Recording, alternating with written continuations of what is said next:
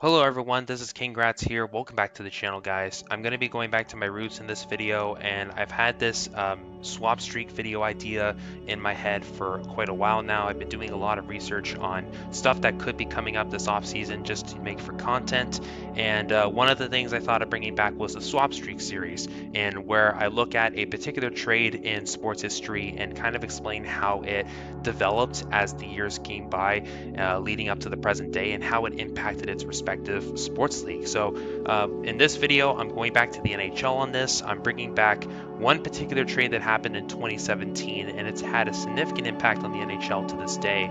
You can argue it basically shaped the future of multiple franchises in the NHL from that one trade onwards, and leading up to the present, it has created a dramatic impact, so to speak. Technically, it was delayed, but still a major impact. So, of course, if you like this type of stuff, please don't forget to leave a like, subscribe to the channel for more content like this, and without further ado, I present to you the Ryan Reaves swap streak. So, for context purposes, Ryan Reaves is an NHL player who was drafted in 2005 by the St. Louis Blues at the NHL draft. At the time, he was drafted in the 5th round, and the thing is with Reaves nowadays is that he's more of like you could say, a personality guy, more of a classic enforcer, and very much is of a dying breed of hockey players, because he's more of a known of really being a great fighter. His great skill is essentially drawing fights, throwing punches, heavy penalty minutes, physicality, and there's not really much offensive or defensive skill in his game,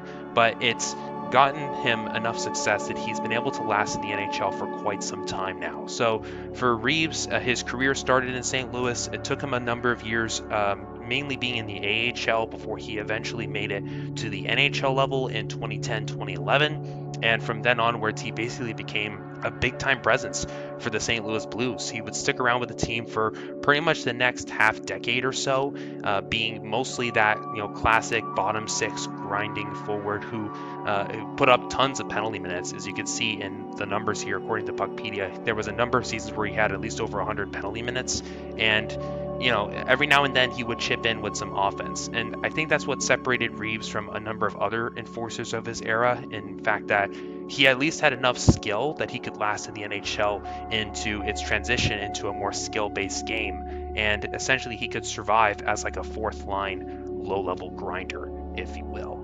But for Reaves, his career took a major step in a different direction as he was involved in a trade following the conclusion of the 2017 season, where the Pittsburgh Penguins at this point had just completed a repeat of the Stanley Cup Championship. And of course, after some concerns about, are the Penguins going to be able to protect their star players, notably Sidney Crosby, after what happened in the postseason in 2017, they decided to get some sort of security in order to protect their top guys at a cost of not just their future, but also of their existing skill as an organization. So we have our first trade. So Ryan Reaves was traded to the Pittsburgh Penguins in June of 2017, along with a second-round pick in that year's draft for a first-round pick in 2017 and Oscar Sundqvist going back to the Blues. Now, Oscar Sundqvist was a guy who was a Penguins prospect for a while, but never really amounted to much for the Penguins at the NHL level, and was mostly buried in the minor leagues, if anything. And for Sundqvist, once he got to St. Louis, Sundqvist broke out in 2018-2019, having a fantastic season over there, and he would become a big contributor for the Blues to win their first ever Stanley Cup title in 2019 in the postseason. And he would spend a number of years with the Blues. However, he was later involved in a separate trade when the Blues began to retool, and so he was dealt this time to the Detroit Red Wings, along with Jake Wallman and a second-round pick in 2023 for veteran defenseman Nick Leddy and a minor leaguer Luke Witkowski. So, looking at this trade in hindsight, Nick Leddy is still with the Blues to this day, even though he is an aging veteran on their back end. Luke Witkowski was essentially a minor leaguer, and he hasn't been traded since, so I can't really say anything about that. For the Red Wings, Jake Wallman at the time was an unknown defensive prospect. He actually bloomed into a pretty solid offensive style defenseman who had some good talent on the back end and was helping a Red Wings team supposedly get out of a rebuild, if you will. They would retain the second round pick in 2023, which was used to select Andrew Gibson. Gibson is still a prospect with the Red Wings, so I can't say anything about him right now. But for Sundqvist, unfortunately, the Red Wings did not take another step forward in their rebuild, and he was involved in a later trade, roughly a full calendar year later, in which he was sent to the Minnesota Wild for a fourth-round pick in 2023. The Red Wings would retain this pick and would use it to select Larry Keenan, who, of course, hasn't really amounted to anything at the NHL level, so I'm not really expecting much from him there. Oskar Sundqvist would spend the rest of the 2023 season with Minnesota before he would ultimately leave as a free agent, so that effectively ends this part of the swap streak. For Jake Wallman, on the other hand, he would spend a little bit of time with the Red Wings, but surprisingly enough, he was involved in a separate trade in which he was basically sent to the San Jose Sharks along with a 2024 second round pick, surprisingly for future considerations. This was definitely mind-blowing because Wallman had developed into this decent top four defenseman for Detroit, and the fact that the Red Wings were just going to throw him away for basically nothing was, arguably disrespectful, and it definitely hurt them in the long run here, as they obviously got nothing back for this trade. For Wallman, he would spend some time with the Sharks as well, and the second round pick would be retained by the Sharks, and they would use this pick to select Leo Salen Wallenius out of Sweden. Of course, it's still very early to tell as to what exactly Wallenius will become, if anything, at the North American ice in the NHL level, so we'll have to wait on him there. For Wallman, he would spend a little bit of time with the Sharks before he was involved in a trade deadline trade, going to the Edmonton Oilers for prospect Carl Berglund and a 2026 conditional first-round pick. I don't know why the graphic here is technically incorrect, but trust me, that is exactly the details. Berglund and a first for Jake Wallman going to Edmonton. So in hindsight, a fantastic deal for the Sharks, as not only did they get a second-round pick for picking up Wallman, but they also got a first-round pick for sending him away. So that really helped out their rebuild. For Wallman, he is still with the Oilers right now as they progressed into the Western Conference Finals of the 2025 postseason. Carl Berglund, of course, is still a very young, mostly an unknown prospect for the Sharks. We'll have to see if whether or not he materializes into a bigger player for their current rebuild. But that's pretty much how things go from here. Now, looking at what the draft picks are for both these teams, for the Penguins, the 2017 second-round pick turned into Zachary Lozon, who was an absolute bust for his pick, as he basically did not do anything outside of the junior leagues, so that basically ends that right there. And for the Blues, the 2017 first-round pick was used to select Klim Kostin. Kostin, coming out of Russia, was kind of a late bloomer player. He did have an impact for the Blues in the 2019 Stanley Cup run, and that basically was how he materialized his career from. But he would later move on from the Blues, as he was involved in a separate trade going to the Edmonton Oilers straight up for defensive prospect Dmitry Samorukov. Samorukov hasn't been traded again since this trade, and I'm not really expecting much from him. I believe he's still a prospect with the Blues' system, so maybe he materializes into something, but it's still fairly early before then. And for Klim Kostin, he would stick around with the Oilers in order to provide McDavid and Draisaitl some okay forward depth, but he didn't really amount to much, and he was later sent along with Kailer Yamamoto to the Detroit Red Wings for future considerations. Of course, this was purely a cap dump move. For the Red Wings, they would later buy out Kailer Yamamoto, and he would then later leave to the Seattle Kraken as a free agent. For Klim Kostin, he would spend a little bit of time in Detroit before he was later involved in another trade, going straight up to the San Jose Sharks for Radim Simek. Simek was a defenseman who ultimately didn't really do much for Detroit. He basically left for, I think, Czechia at the conclusion of last season, and he is currently in Europe as we speak. For Kostin, he is still with the Sharks. I'm not expecting much from him right now.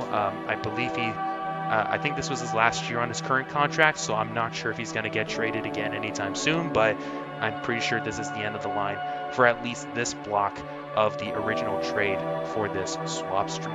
Now going back to the Penguins here, so Ryan Reaves, after getting picked up for security purposes of the top guys in Pittsburgh, the bad part of this trade was that it really killed the offense for the Penguins, as in 2017-2018, this team was sort of a shell of its former self when it comes to the offensive depth. For Reaves, he was picking up a lot of penalties, but especially dumb penalties that really burned the Penguins, and he wasn't putting up enough offense for the organization, obviously. So the Penguins basically had no choice but to cut him loose.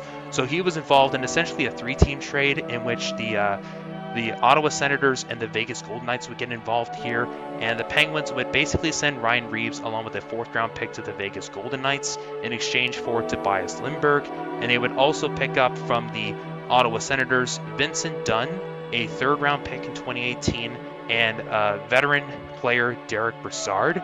And for the Senators, they would pick up a 1st-round pick in 2018 from Pittsburgh, goalie prospect Philip Gustafson, defenseman Ian Cole, and a 2019 3rd-round pick.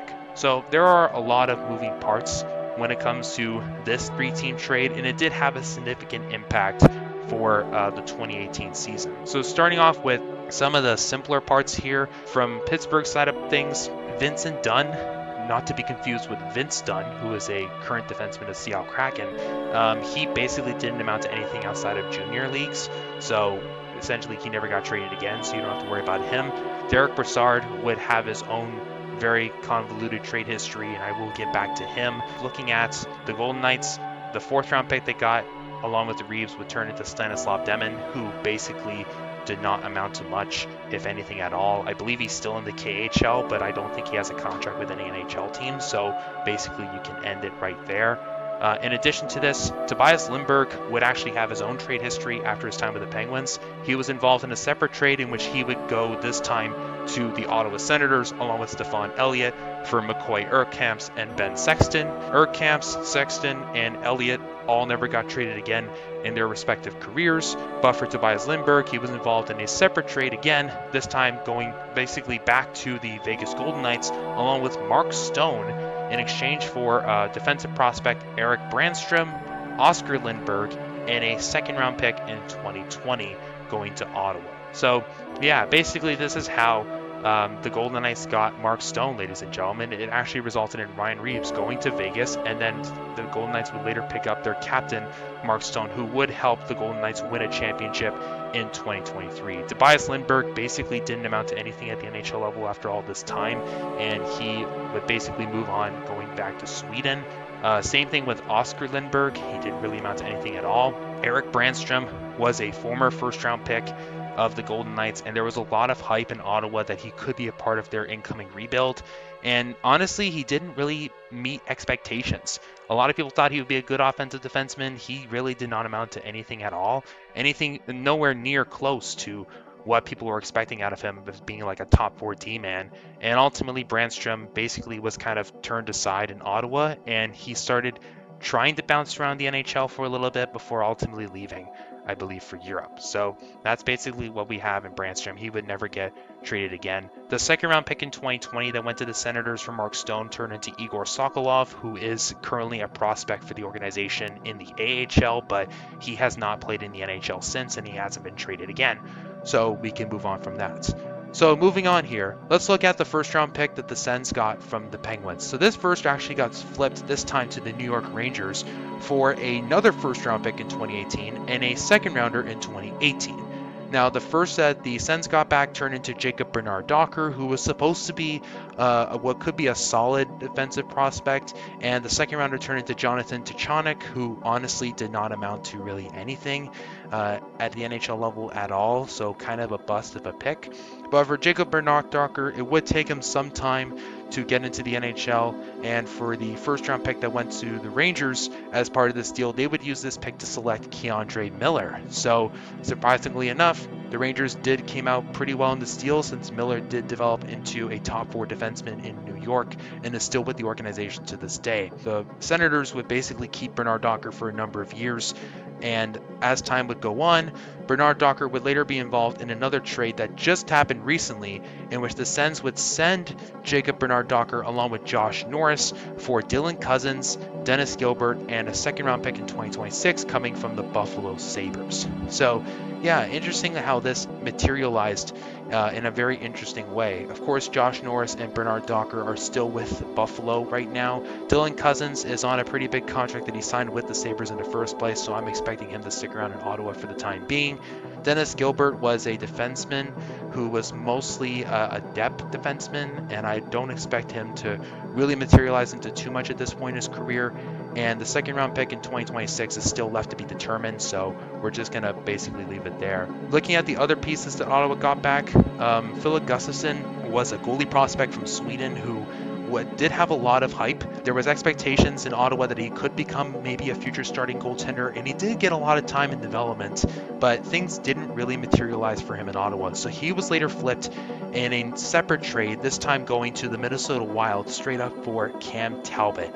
And this has completely backfired if you're a Sens fan. Philip Gustafsson would later develop into a starting goaltender in Minnesota, sharing the net with now retired future Hall of Famer Marc-Andre Fleury. And Cam Talbot would have basically one whole year in Ottawa where he basically underperformed, and he would then leave in free agency. So that pretty much ends this line right here. Ian Cole, on the other hand, he was a defenseman who would later get traded as part of the Sens trying to tear down their team. He was flipped to the Columbus Blue Jackets just a few days after the original three-team trade for Nick Moutre and a third-round pick in 2020. Moutre would never get traded again. Ian Cole would leave Columbus in free agency, so we don't have to worry about that. I will keep an eye on the third-round pick because that pick surprisingly turned into something big, and I'll come back to that later. The third-round pick in 2018, on the other hand, this was later flipped by the Penguins, this time to the Colorado Avalanche for a 2018 second-round pick. The second rounder was used to select Philip Hallander, who would spend a little bit of time with the Penguins. I'll come back to him because he actually is involved in a separate trade that happens later in this video, so keep an eye on that. The third-round pick that went to Colorado was used to select Justus Annunen. Annunen was an okay goalie prospect who would spend a couple of years in Colorado, and technically this thing was quiet for a number of months after me initially making this thing. And then Annunen was later flipped to the Nashville Predators for basically Scott Wedgwood. He also was flipped with a 6th-round pick in 2025, and at this point in time, I'm not really expecting much because Annunen is at best right now probably a backup goalie in the NHL. The Predators were a tire fire this year, and he did get some time at the NHL level, but basically he has disappeared from any news sources from what I know, so I'm not really expecting much out of him. The 6th-round pick never got traded by Nashville, so I'm expecting them to hang on to that pick considering how bad they were this season. And Scott Wedgwood would become basically one of the newer goalies for the Colorado Avalanche this past season, and probably will spend some time in Colorado for the time being, so we're going to have to hang on to that right there. So let's go back with the Ian Cole trade. So as I mentioned, Ian Cole went to Columbus, never got traded again. The Sens got back Nick Moutre in a 2020 third-round pick. Moutre, of course, never got traded again, but what really keeps this part going is the third-round pick, surprisingly enough. So the third-round pick was involved in a number of trades. First of all, it was flipped by Ottawa as part of a big trade in which it was sent to the Toronto Maple Leafs along with Cody Ceci, Ben Harpur, and Aaron Luchuk in exchange for Nikita Zaitsev, Connor Brown, and Michael Carcone. So you got a lot of moving parts here. To really simplify things here right now, Cody Ceci never got traded again after he went to Toronto. He basically stuck around with the organization for about a year or so before he ultimately left as a free agent. For Ben Harpur, he was later involved in a separate trade going to Nashville for Mika Salamaki. Salamaki also never got traded again after this, as he basically kind of stuck around in Toronto's farm system but never did much at the NHL level. For Ben Harpur, he would spend a little bit of time in the NHL with Nashville, but he never got traded again. Aaron Luchuk was involved in a separate trade going back to Ottawa for Max Veronneau. Both of these guys never got traded again, and neither of them had a major impact at the NHL level either, so you can basically scratch that right there. And Luchuk was actually later traded to Montreal along with a 7th-round pick in 2020, which turned into Matthew Pekka. that being what the Sens got back. Pekka, of course, didn't amount to anything at the NHL level. The 7th round pick that was given to Montreal, they would later flip this to Chicago for another 7th round pick in 2021. And then that 7th round pick got flipped to Arizona for another 7th round pick, this time in 2022. So the 2022 7th turned into Miguel Tourigny, who of course didn't amount to anything. The 2021 7th turned into Sam Lipkin, also never heard of this guy. Chicago got out better in this trade because basically the 7th round pick in 2020 they got from Montreal was used to select Louis Crevier. And Crevier is a defensive prospect for Chicago who has played, at least in this point, at around 100 plus NHL games, which is pretty good for a 7th round selection. So props to him. I know I should have this probably on the visuals here, but it would have been very complicated for people's eyes. So I just trying to save everyone from having to look at this. So just follow with my voice here. But yeah, that's basically end of the line right there. With the other pieces now on the Senators side of things, Michael Carcone, he would later be involved in a separate trade in which he would go to the Nashville Predators from Ottawa for Zachary Magwood. Magwood was basically a minor league prospect who really did not amount to anything at the NHL level, so you don't got to worry about him. Carcone, he would spend a lot more time in the NHL recently in the newly minted Utah franchise through what was then the Arizona Coyotes, but it did not involve him getting traded there. When it comes to the 3rd round pick, after going to Toronto, it was later flipped to the LA Kings, along with Trevor Moore and a conditional 3rd round pick in 2021 for Jack Campbell and Kyle Clifford. So this is how the Leafs basically developed their existing kind of goalie tandem that they had at the time around Frederik Andersen. Trevor Moore would develop into a pretty solid NHL player.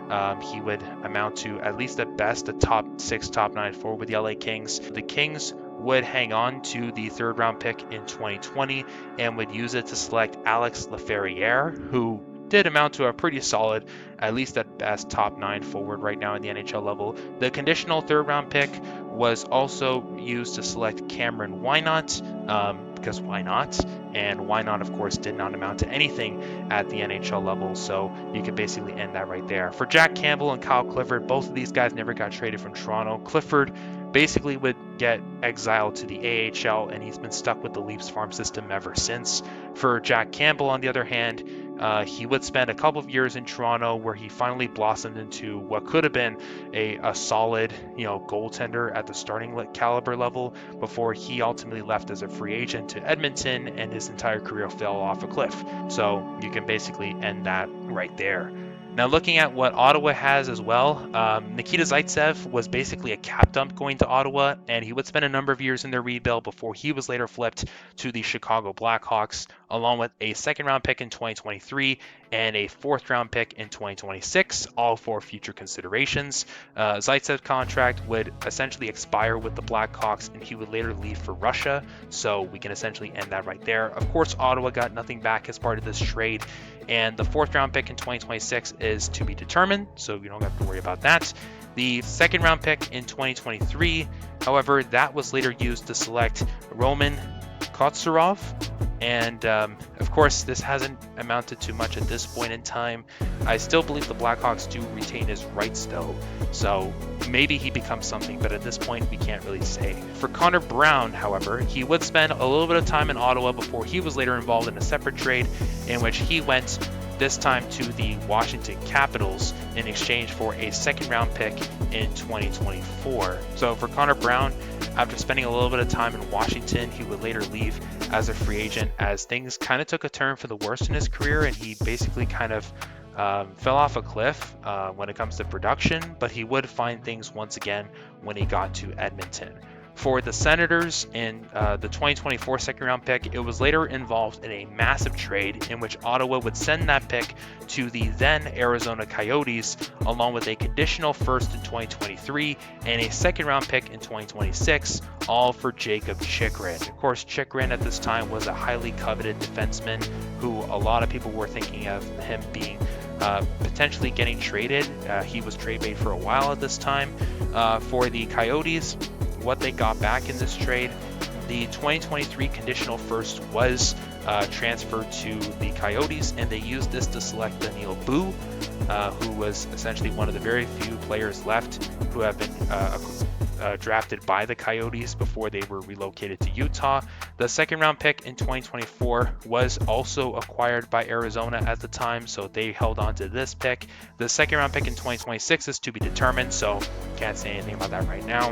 When you look at Jacob Chychrun, he wouldn't spend too much time in Ottawa because there wasn't that great of a fit, so he was later flipped to the Washington Capitals in exchange for Nick Jensen and a third round pick in 2026. For Chychrun, of course, he would blossom into the offensive style of defenseman in Washington for the Capitals this year, and he would get a massive contract extension to stay with the Caps, so we can basically end things right there. For Nick Jensen, he was a decent top six defenseman who has stuck around with Ottawa to this point, so we haven't seen him get traded again, and of course the Sens still own this third round pick in 2026, which is to be determined, so we don't have to worry about that. The conditional second rounder that the Coyotes got back was later flipped by what was at this point the Utah Hockey Club, along with a 2025 second round pick to the New Jersey Devils to acquire John Marino and a fifth round pick in the 2024 draft. The 2024 second was used to select Mikhail Yegorov, who of course hasn't left Russia at this point in time, coming from the KHL, so there's still a lot of time left here for the Devils to figure this out. They still have the second round pick in 2025, and there's still a lot left to be said about that pick. For the Utah Hockey Club, they would retain the fifth round pick in 2024 and would use it to select Alice Chech, who I believe is a defensive prospect from Czechia. Correct me if I'm wrong there, but he is still in Utah's system, but I don't believe he has a current contract yet. So essentially we can kind of end things right there. And of course, John Marino is still with Utah, so we can essentially stop things at this point. Now moving on, we're called Derek Brassard. Basically, Derek Brassard, after spending a lot of time with the Senators and getting involved in that three-team trade, essentially he had a chunk of his contract getting retained by the Vegas Golden Knights at this time, and him going to Pittsburgh. So Derek Brassard has his own unique trade history. Initially, he was with Pittsburgh, and he was then flipped this time to the Florida Panthers, along with Riley Sheahan, a pair of fourth-round picks in 2019, and a second-round pick in 2019 in exchange for Jared McCann and Nick Bjugstad. Bjugstad was a veteran piece who was seen as a really good forward. Unfortunately, he never got traded again.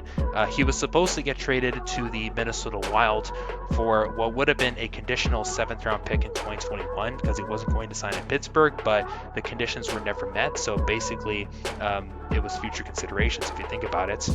For Jared McCann, he was retained by Pittsburgh for a while, but he was later flipped to the Toronto Maple Leafs for, as I mentioned, Philip Hallander. They got him back, and a seventh round pick in 2023. This was all basically done in preparation for the Seattle expansion draft when the Kraken came into the NHL. Jared McCann would later get picked up from the Leafs by Seattle in the expansion draft as he was left unprotected, so that essentially ends the line here. For Philip Hallander, he is still with the Pittsburgh Penguins, and the seventh round pick in 2023 was used to select Emil Järventie.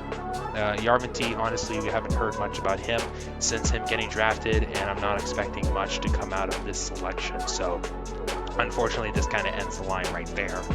Now looking at what the Panthers got back, Riley Sheahan never got traded again as part of his career after going to Florida, so this basically ends the line for him. Derek Brassard, he was later involved in a separate trade in which he was sent to, this time, the Colorado Avalanche, along with a conditional sixth round pick in 2020 in exchange for a third round pick in 2020.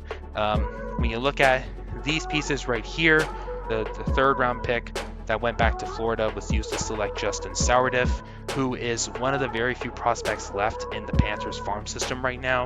And the sixth rounder in 2020 was used to select Niels Aman, who I believe basically didn't sign with the Avalanche. He did make it to the NHL, but not with Colorado, it was with Vancouver, and I believe he actually left as an unsigned drafted free agent. So that basically kind of ends the line right here.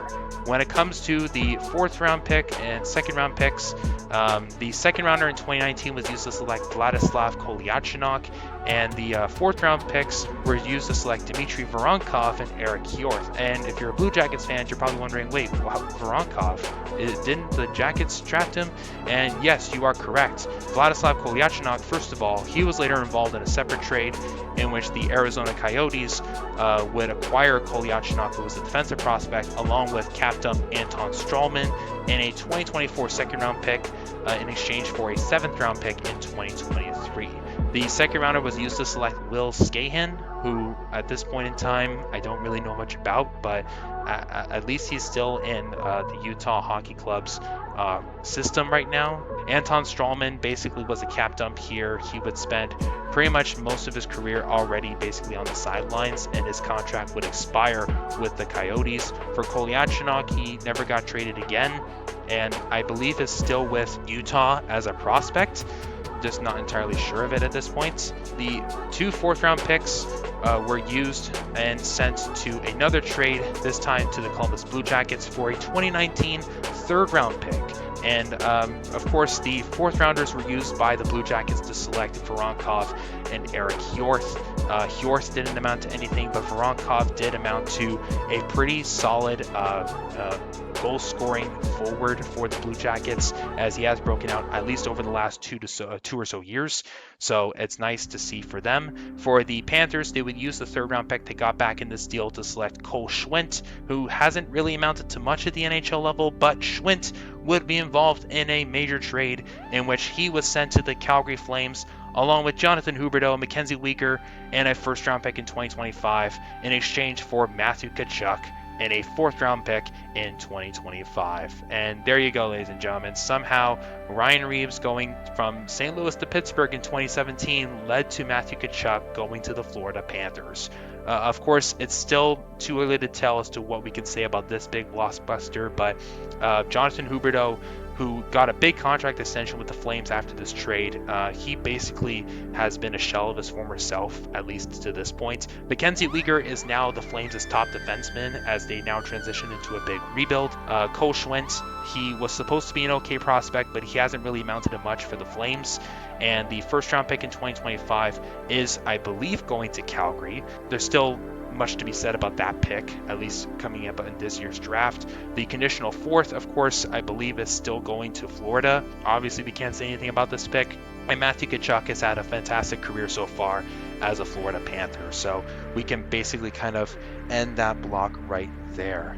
Now, just trying to finish up with Ryan Reaves. After he went to Vegas, he would spend a number of years with the Golden Knights, but of course his time was overdue with Vegas, and he would later be involved in a pair of trades after his time with the Golden Knights. So first he was flipped as basically a cap dump to the New York Rangers for a 3rd round pick in 2020, and then later Reaves would spend a little bit of time with the Rangers before he was later flipped in a separate trade, this time going to the Minnesota Wild for a 5th round pick in 2025. The Rangers would retain the 5th round pick. We still don't really know what that pick is going to be right now. For Reaves, he would spend the rest of that season in 2022 with the Minnesota Wild before he would leave in free agency to the Toronto Maple Leafs, where he currently resides, basically straddling the line between the NHL and the AHL at this point. And considering that this year is his final contract with the Leafs organization, I'm not really sure what his career is going to look like moving forward, but I'm pretty sure this is probably the end of the line for his trade history. So when it comes to the 3rd round pick for the Golden Knights,